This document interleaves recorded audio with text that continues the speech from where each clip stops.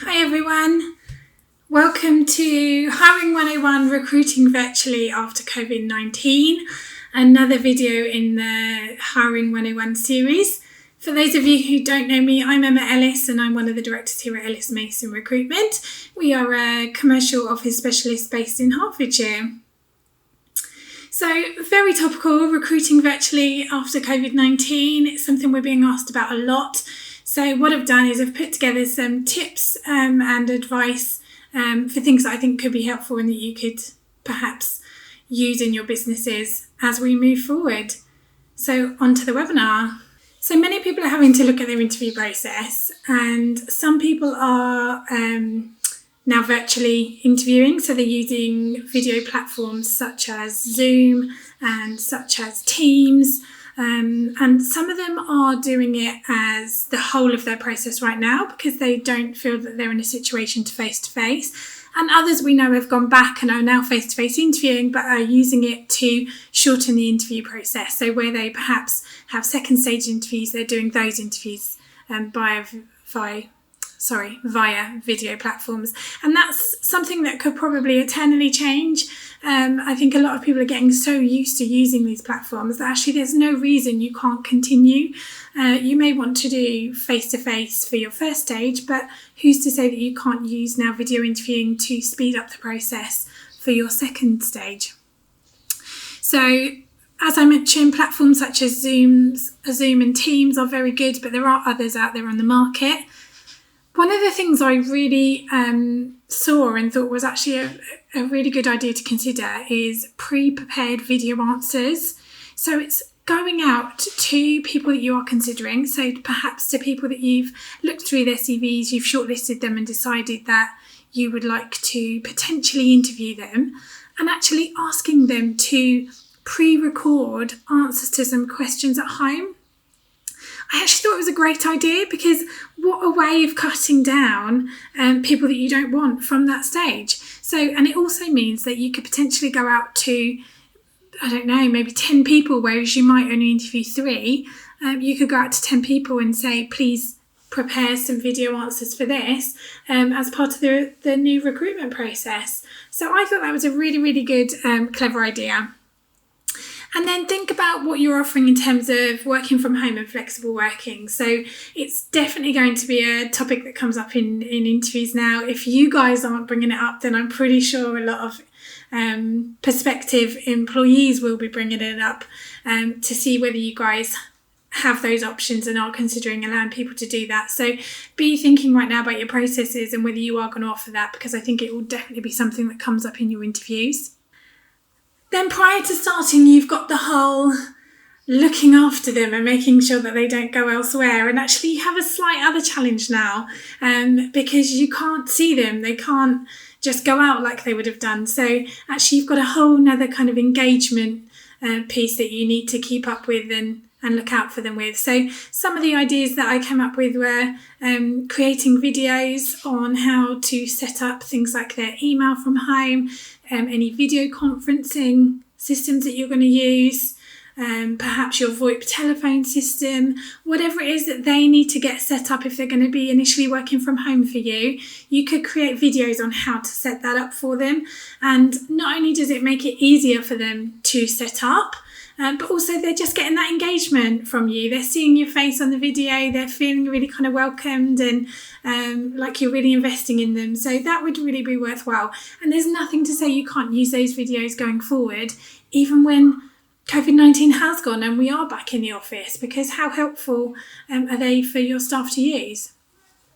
Another thing I thought was good was introducing your company culture at that stage. So when they're at home and perhaps they've got a 4-week notice period or even longer if you actually don't need them to start in the office for another couple of months, then you really need to be keeping them engaged. And another way is to introduce them to your company culture. So maybe you could be sending them a virtual employee handbook, any company values you might have, or any photos of your teams or any videos that you've had produced in the past. Just again, another idea of keeping them engaged before you actually get them started. Something else that I saw and thought was a great idea was buddying up. So that is essentially giving somebody one of your existing staff members to look after the new starter. So it might be that they speak to them weekly, even if it's on WhatsApp. How are you doing? They might have a video conference just to see how they're doing, but just so they've got an internal buddy and someone they can be building a relationship with.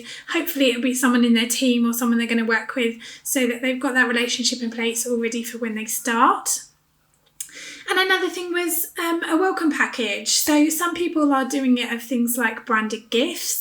So if you have company stationery that you have printed out, then it could be that you send them a package of that to keep them engaged in that period and let them know you're thinking of them. Or it could even be gifts that are non-branded and just showing that you're thinking about them.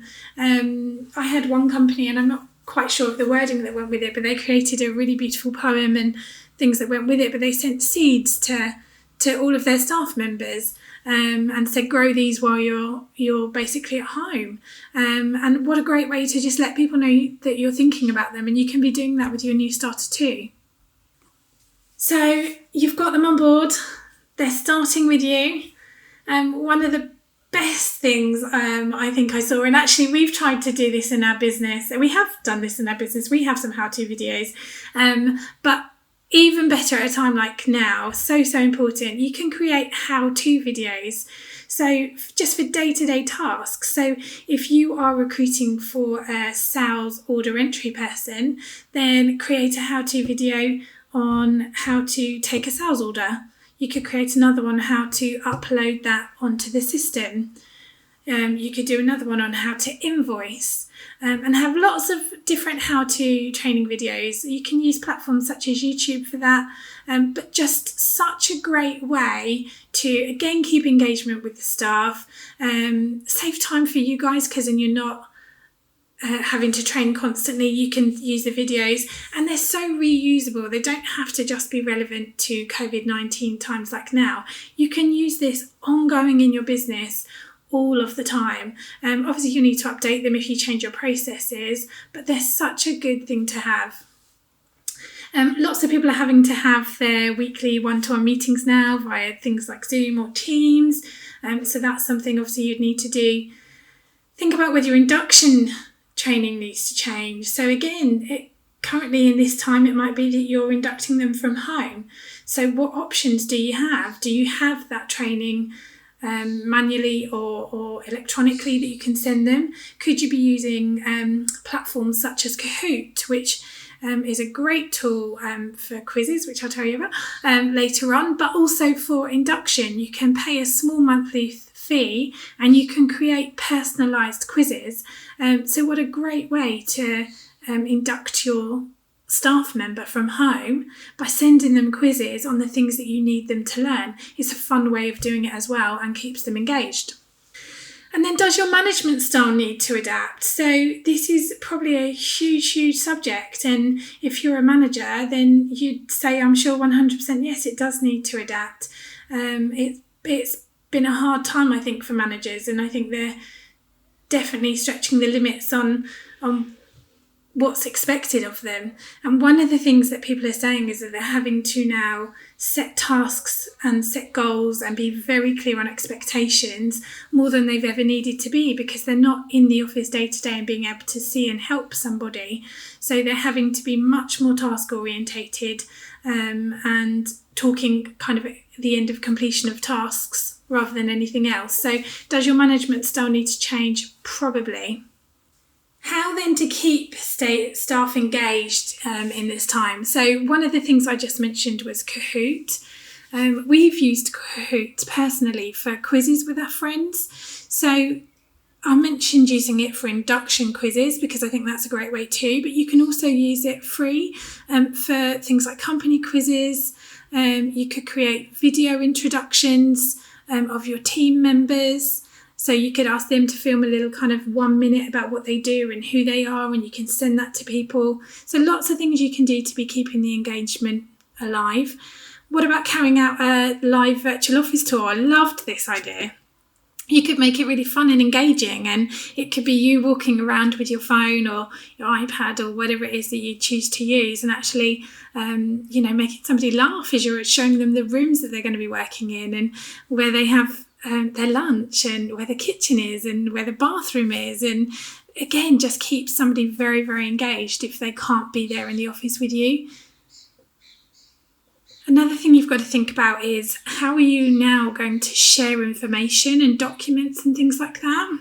So I looked into this, and I don't know much about it yet, but there is a really good channel by the looks of it called Slack, and it just enables you to share lots of documents but also be able to talk to each other on there and share ideas on there. So that could definitely be well worth you having a look at. And do things like utilise shared calendars so that people can see where everybody else is or where you are, and you can see where your new starter is. And if you're working from home, then that may be more important than ever. But Outlook obviously has a great function for that. The whole point of everything that I've just spoken about is that you need to encourage inclusion, and you need to evade any feelings of loneliness. From everything that I've read online and in the press, and it's that people are at home and they're feeling quite lonely, and that's a dangerous position for a new starter to feel, because you don't want them to feel lonely to the extent of feeling alienated and feeling like they can't join you, because in that period of kind of not hearing from you, there's a distance has grown. So encourage inclusion and evade any feelings of loneliness. So keep in contact, keep engaging with them through that whole time, make it fun, send them things, create quizzes, let them meet the team virtually, send them videos of the office, lots and lots of things that you can be doing. So I hope that's been helpful. Thank you very much for joining. My name is Emma, as you know now, so emma@ellismason.com, or my phone number's on the screen as well if you ever need anything or you just want to reach out and ask any questions. Obviously free of charge, just pick our brains if you want to. It's been a pleasure.